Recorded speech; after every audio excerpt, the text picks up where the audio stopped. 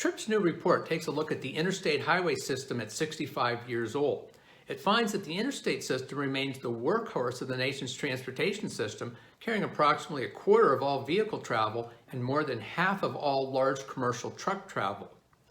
During the COVID-19 pandemic and its ongoing economic recovery from the pandemic, we've seen just how critical the interstate highway system is. During the initial stages of the COVID pandemic, we saw a 45% drop in overall vehicle travel on the nation's interstate highway system, but by this April, vehicle travel on the interstate system was only 6% below pre-pandemic levels.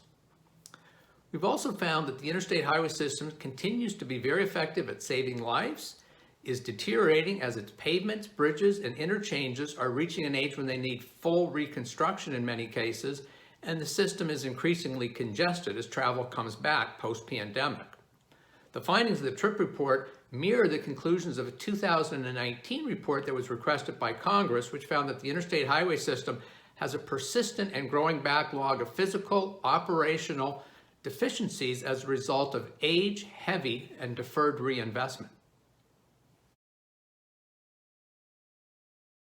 The TRIP report finds that approximately 10% of interstate pavements, 11%, have pavements in either poor or mediocre condition. And while only 3% of interstate bridges are rated structurally deficient, more than half, 54% of interstate bridges are at least 50 years old and have reached an age where they need either significant rehabilitation or in some cases being replaced.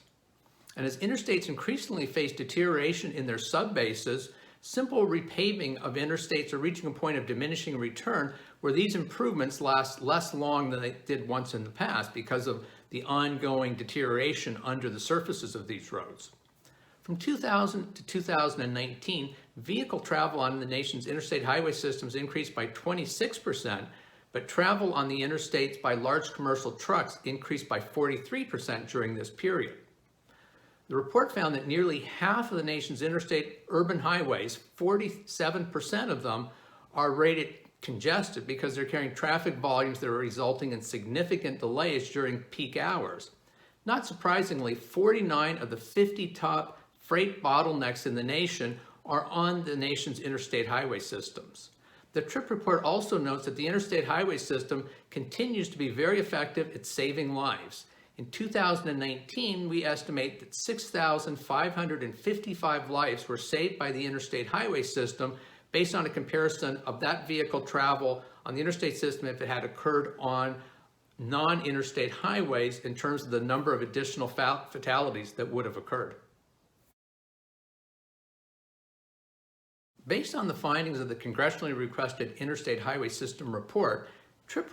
recommends that the restoration of the interstate system should include the reconstruction of the majority of the nation's interstate highway system, including pavements, bridges, and interchanges, improvements in roadway safety features on the interstate highway system, and the right sizing of the interstate highway system, including additional capacity along existing routes, the upgrading of some routes to interstate standards, the provision of new routes, and the modification of some urban interstate portions to maintain connectivity while remediating economic and social disruptions.